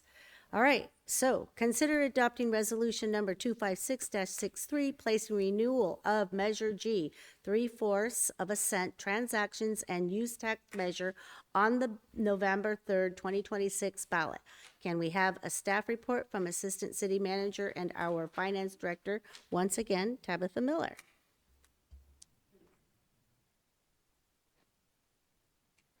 Good evening again.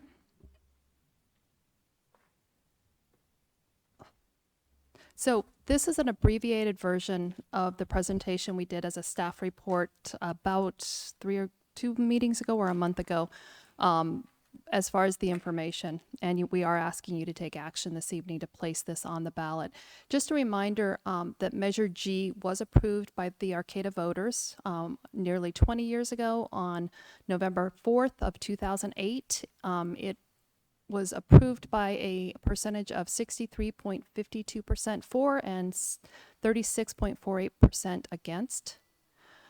This is the language, and you can see probably one of the big things is in the highlighted time there that it does have a sunset. It will sunset and expire on March 31st of 2029, 20 years after it started collections. And it is for, it was increasing police staffing to improve public safety, and then it had to do with filling potholes, maintaining and repairing city streets, sidewalks, and bicycle paths, and improving traffic and circulation. It also was the impetus to establish the TUTOC, or the Transaction and Use Oversight Committee, and they've been around for nearly 20 years also. So we have in the proposed ballot renewal the language is a little bit different. One is that we are really stressing the fact that this is a to continue existing general government funding. We are still keeping it to maintaining essential services, including public safety staff. We've dropped the police from there to be a little bit broader. And then, the main purpose, filling potholes, maintaining and repairing city streets, sidewalks, multi-use trails, and bicycle paths, and expanding multimodal circulation is very similar to the previous. And again, the renewing and extending the voter-approved 3-4 cent sales tax until ended by voters. And so what that does is that it eliminates that sunset, and it puts the onus back on the voters to actually, if they want to revoke the tax at some future time. Just a review of the requirements for actually passing the TUT measure. It would be revenues that are unrestricted, so it's considered a general tax. And REL, we have and will continue to dedicate those to public safety and our streets and transportation programs. It is not a requirement that the city do so. It is a general tax. The city council tonight must approve it by 2/3, which means 4 out of 5 must approve placing this on the ballot. But it only requires a majority +1 of voter approval to be initiated. And the other thing that happens is that we can only bring tax measures in the elections that we elect our city council. And so we are limited. We have two dates available to us before this tax expires in March of 2029, the November 3rd of this year, and then 2 years from now on November 7th. So this is our first of 2 opportunities. I did want to touch a little bit on the maintenance of effort. We talked about this in our previous presentation, and we've talked about it as a possibility to add additional funding to the city. And this is the additional funding that's been made available by the state through SB 1. It's $200 million, and it's set aside for jurisdictions that have established dedicated funding sources, typically a special tax that is approved by 2/3. We're not asking for that tonight. We were hoping that we would be able to have a advisory question that would be included on this to get us there, where we would ask the voters if they would dedicate 2/3 of that money to specifically to transportation and streets. When we checked with the Caltrans representatives, they made it clear to us that that wasn't, even though we were looking at other examples of cities that had done it, it wasn't something that was going to be available to us. So I just kind of wanted to make sure that that's not something that we are looking at or pursuing at this point in time. And with that, I'm happy to answer any questions or provide any additional information. I didn't want to go into the same detail we did just a few weeks ago. Okay, thank you. Shall we start on the left this time? Well, I do support this because I supported it before and worked on it it was 18 years ago. And I had been told at that time that something like this would really pass with flying colors, and it actually, we did very well with it. And it was a low-key campaign, and we succeeded. And so I do definitely support it, and I would also like to be part of a subcommittee to work on the future of this event, this measure. Yes, I'm in support of it, and also would just like to clarify, because I was interested in that self-help funding, but I believe the reason that even though we do have the appropriate split with how we collect it in a ballot measure, it just has to be for the roads money, correct? That is what we have learned, yes. Great. And yes, and Councilmember Stillman asked if I would help on that subcommittee, and I am happy to do that. Yeah. So I do want to, I do believe that the next item, it will ask for the establishment of the committee. And so I think we can wait till Ria's items. So our items are kind of intertwined and they overlap a little bit. And this is one of the areas they do. Coming soon. All right, Coming so soon, yes. Do we have any other questions right at this point? Otherwise, I will ask members of the public if they are interested in commenting on this item. I think I voted yes on this tax, understanding why the city needed it, wanted it, and was willing to give it this sunset period of time, and now coming back and asking to continue it with the voters having to come forward with saying we don't want this tax anymore. So I just want that to be clear that if we go ahead with putting this on the ballot and then it passes, it'll be once again up to the voters to rescind it if that's what they want to do. So that's okay. And taxes are important, and a long time ago when Sophia Pereira was running for city council, I approached her about a voluntary peace tax that would be like a sales tax that people could contribute to for peaceful types of community efforts, you know, not so much potholes and police, but anyway, I see the need to extend this and see what the voters have to say.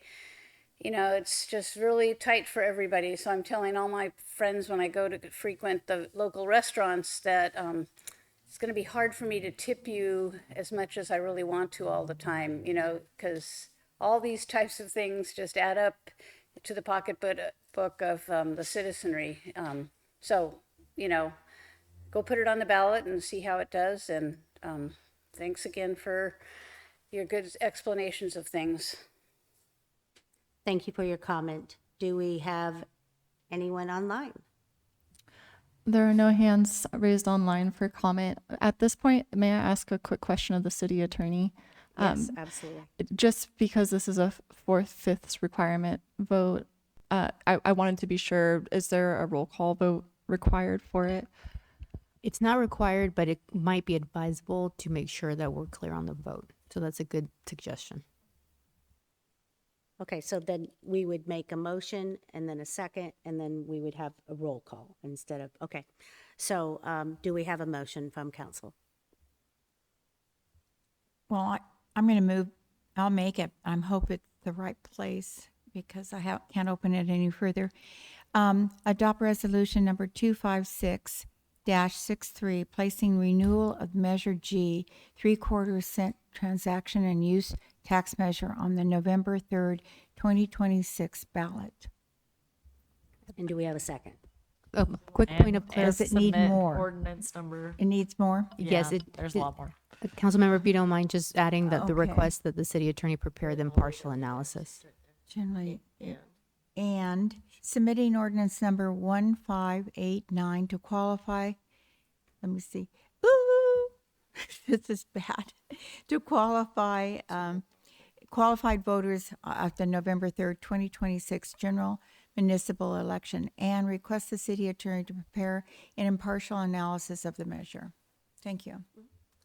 Second. Okay, so we have a motion from Councilmember Stillman and a second from Councilmember Schaefer. All those in favor? Oh, we're going to do a roll call. Thank you. Thank you. Councilmember Matthews, Yes. Councilmember Schaefer, Yes.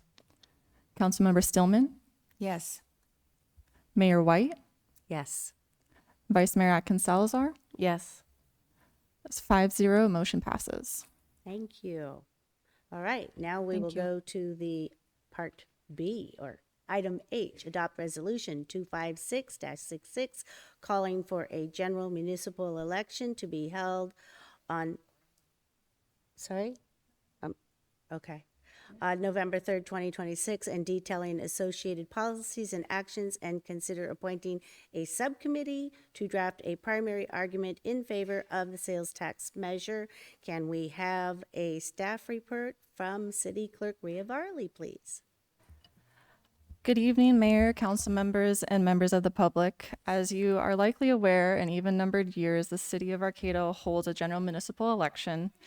In this upcoming 2026 election, voters will select 2 members of the City Council and decide on one ballot measure for the city's transactions and use tax.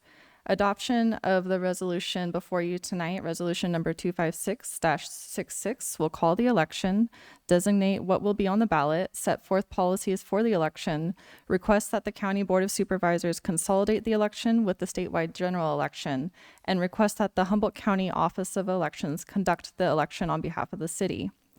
At this point, there is one minor typo that I would like to bring to your attention. And I'm just going to share my screen real quick here on Zoom.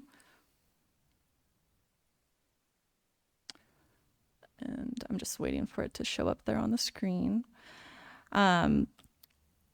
So the minor typo I'd like to note is right here in section 4. We originally planned to bring this item to you on June 3rd, along with the ballot measure that you directed staff to place on the ballot tonight. So the typo is just correcting June 3rd, 2026 to be June 17th, 2026. And I will ask that you include that small correction in your motion at the end of my staff report. And then separately, as we started discussing earlier, for appointing a subcommittee, this evening under new business item G, the council placed the transactions and use tax measure on the November 3rd ballot. The council may submit arguments in favor of the transactions and use tax measure. To accomplish this, the council can appoint 2 council members to a subcommittee to draft a primary argument to bring to the council's August 4th, 2026 regular meeting for approval. And if necessary, the subcommittee could draft a rebuttal argument, which would be due on August 26, 2026. And I apologize, I wanted to include, if we bring the primary argument in favor of the measure, the deadline that we would be aiming to meet is April 14th, 2026. So with that, I would recommend that you... August 14th, 2026? So the deadline for the primary argument will be, yes, August 14th. 14th, for us to meet that deadline, if the council appoints a subcommittee for all 5 council members to sign the argument, then we would bring it to the August 4th regular city council meeting to be approved so that the 5 council members would sign the argument. Does that answer your question? Yeah. Okay, thank you.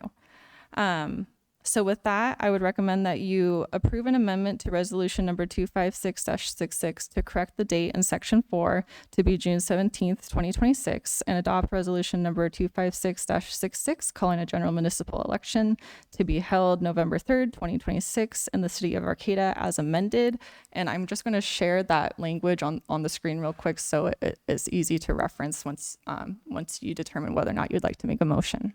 Okay, do we want to you. hear from the public or do we want to do our motion first? It's really up to y'all. Okay, let's open up for the members of the public who might be waiting to comment on this item. If you are, please step up to the podium now. Just real quick, my name's Joanna McGarry, and I think it's good that if you're voting for putting this on the ballot and you want to see it happen, that you all sign for it, because I do look at those arguments when I'm voting, and so it would be good to see your names on it if that's what you want to support, so the voters know. Thank you for your comment. Do we have anyone on Zoom that would like to comment on this item? I do not see any hands raised on Zoom, and just so that everybody's aware, I'll bring up that slide with the proposed amendment real quick here. All right, thank you to our city clerk, Ray Varley. It is coming up here in a minute, right? Do we have any final comments while we're waiting for this to come up from the council? No, but I'm so ready to make this motion when Rhea pulls it up. It's I'm coming. on it. Okay, so I'm going to make a motion to approve the amendment in section 4 to change the date to June 17th. See, I don't even need it, right? Am I doing it? Is it showing up now? Yes. My Okay. apologies. So I'll make a motion to approve an amendment to resolution number 256-66, correcting the date in section 4 to be June 17th, 2026, and to adopt resolution number 256-66, a resolution of the City Council of the City of Arcata calling for a general municipal election to be held November 3rd, 2026, requesting the Humboldt County Board of Supervisors consolidate the election within with the statewide general election, establishing policies for that election, and requesting the Humboldt County Office of Elections conduct said election as amended. And then should Second. we take the second one right now too? Because we know who wants to be on that subcommittee. My recommendation is to do it separately. That's what I was gonna do. Okay, so then we are looking for a second. Second. All right, so we have a motion from Councilmember Schaefer, a second from Councilmember Matthews. All those in favor? Aye. Aye. I say aye, so motion passes. And now, And I will also make a motion to appoint Councilmember Stillman and Vice Mayor Atkins Salazar to a subcommittee to draft the primary argument in favor of the transactions and use tax ballot measure and bring it to the council's August 4th, 2026 regular meeting for approval. And if a rebuttal argument is necessary, authorize the subcommittee to draft it and schedule a special meeting before August 26th, 2026 to approve it.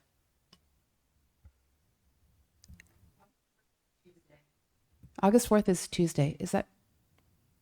My apologies. Let me. so the fifth. Okay, so So the I fifth. will, I'm amending my motion to state the August 5th council meeting. Thank you. I'll second. All right, so we have a motion from Councilmember Schaefer, a second from Councilmember Matthews. All those in favor? Aye. And I say aye, so motion passes. Thank you. Okay. So oral and written communications. The city council values your comments. The public comment period allows people to address the council on matters not on the agenda. Speakers will be limited to 3 minutes each. Please note that pursuant to the Brown Act, the council cannot discuss or take action on items not listed on the agenda. The council may respond to statements. If you are in person and wanting to give public comment, please line up to the podium, raise your hand if you're on Zoom, webinar, or press *9 now if you are on the phone line and we'd like to make a public comment. When we move to online public comment, I will ask the city clerk how many hands are raised because I know we're going to have a big turnout for that, and we'll proceed to take comment from the number of people called at that time. So, do we have anybody step up to the podium now or forever hold your... Okay, so we're good, we're done, and we're... There are no hands raised on Zoom. All right, so that brings us to the city manager report. Does the city manager have anything to report? Sure, I just have a brief report for you tonight. Just a few things, and you may hear from some of our other council members who attended the Homeless Services Working Group.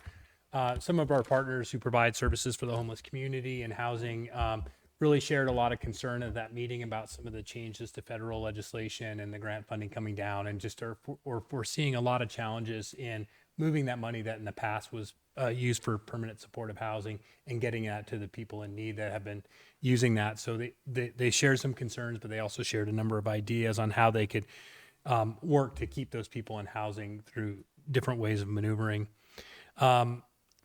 Also, we are partnering with Arcata House Partnership, who is submitting a grant through the Continuum of Care and for an encampment resolution fund grant. And so one of the things that we agreed to work with Arcata House to provide some of the services for the encampment resolution to support that grant application.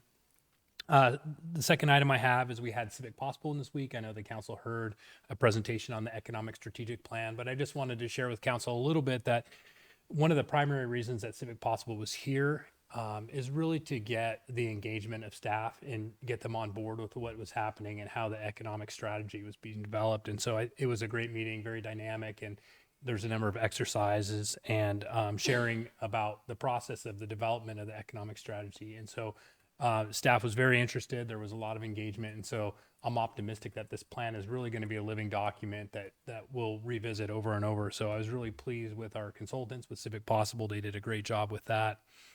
Let's see. And I had the opportunity to present to Rotary today. And it's funny, I gave a brief overview of the budget and explained the sales tax and maybe I shouldn't have, but I got into the county pool and trying to describe how that works and the partitioning of the sales tax. And I was not lost without Tabitha, but it was challenging to explain exactly the mechanics of how that works. We would all be lost without Tabitha. I think. Yeah, I should have brought her to that meeting as well, but I wasn't able to call her in time. So, and then lastly, City Hall will be closed this Friday on June 19th in observance of Juneteenth. Hey, Merritt, can I ask you a quick question? Yes. Do you any update on the fire cleanup? Yes, thank you. Good reminder. So the contractor who is working for the 3 private property owners that comprise the downtown, the portion of the building, the 3 buildings that were burned, their anticipated start date is on June 6th. We didn't want them to work over the holiday, sorry, July 6th. They originally wanted to start a little bit earlier, and it would have been a partial week because we didn't want them to work during the observed holiday. And so they'll be starting immediately after the 4th of July weekend. I appreciate that. Thank you so much. I know I saw somebody out there that looked very official with a vest and buckets and putting things in buckets, and it looked like he was testing some stuff. So it made me hoped that it was getting started. So Yeah, and the second part of that, there's been concern and questions from the community. So I anticipate once they finalize their hazardous waste removal plan, we'll issue another press release and share some of the best practices that they're using to minimize dust and the spread of any potential contaminants from the site. Thank you for that update. So that brings us to council reports. All reports shall be specifically limited to items relating to city business and shall not request or lead to action by the city council at this meeting. And how about I start to my right this time? I feel like I always go first. I'll keep it really short. I had the opportunity to go to the HWMA, Humboldt Waste Management Authority meeting last week. Thank you, Vice Mayor Atkins Salazar, for giving me the opportunity to revisit my own waste stopping grounds. It was very interesting. I think that, I was talking to a council member from a different jurisdiction about how, we're so lucky that we get to serve on our JPAs for our terms, but how, when we rotate off, when our terms are up or whatnot, there's a lot of historical knowledge lost. And I just think that it's nice to go to another JPA once in a while and see what's going. Really appreciated, like stepping into RCEA. So it's just really good to see what other JPAs are doing. So again, I really appreciated that opportunity. I have my REDAC meeting on Monday.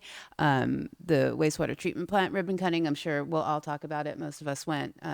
Just again, thank you to everybody that worked so hard on that. Thank you, the Chamber. Oyster Fest was amazing, and I think I'm done. not much in the past to report, and I'm bummed I missed the ribbon cutting. I was still finishing up graduation, but I remember getting to be the person that got to shove the shovel into the ground when I was mayor, 3 years ago. So, exciting day for the city. Tomorrow I will attend Equity Arcata Advisory Committee mini retreat here at City, it's going to be up at Cal Poly.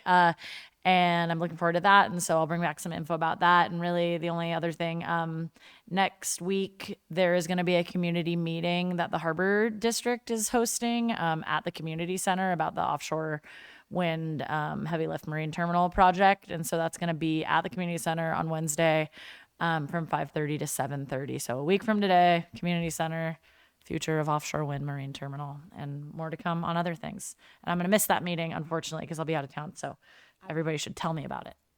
I'm going to miss that meeting too, so we will hear more about that, I believe, from Vice Mayor Atkins Salzer. So go ahead, please. Thank you. Yes, I do serve on the Community Advisory Committee, and we are the ones hosting that. So I will be there, and we really do. The whole purpose of this is for the public to come, and it won't be just 2 hours of people speaking at you. We will be having a brief introduction about the project so folks can learn about it. And then we have an opportunity for people to go around the room, and at each station, we have experts there to answer questions as well as advisory members from the committee. And then a time for questions and answers. So the purpose of it is to be engaging, really to get questions and concerns answered or brought forward. So please attend.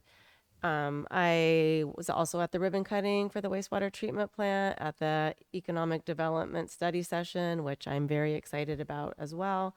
Oyster Fest was amazing, beautiful sunny day. Alex and I had the homeless services meeting today, and I think that's all for me. So I've actually done the same things that Stacy's done, except I'm not on that committee. But today I was up at the Phillips House Museum when they came to read the meter, and they wanted to come in and turn on the water to see if the meter worked right, because it said it's a low use meter. And so I asked him, well, how are you doing on checking in all the meters? They said, well, I asked them specifically, have you found any that weren't functioning? They said, oh, yes, we have. And I said, what'd you do? Replace them, of course. And I said, well, you're going to make the finance director very, very happy because she's really worried. And so they're just checking any meter that's low usage. Of course, at the Phillips house, we have no one taking showers, no one taking baths, we're not watering. So it's flushing the toilet, washing dishes, and so forth. So we're very low using. But I told them we do pay the minimum water bill every month, which is about $87 or something. So I think that's it. Oh, you know, I'm going to say one thing. We are very fortunate that we have our local newspaper, the Arcata Mad River Union. A lot of communities don't have that.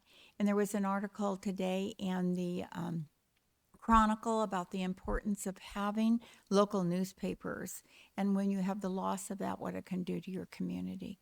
So I want to really thank Arcata Mad River Union for staying here and producing a newspaper for us.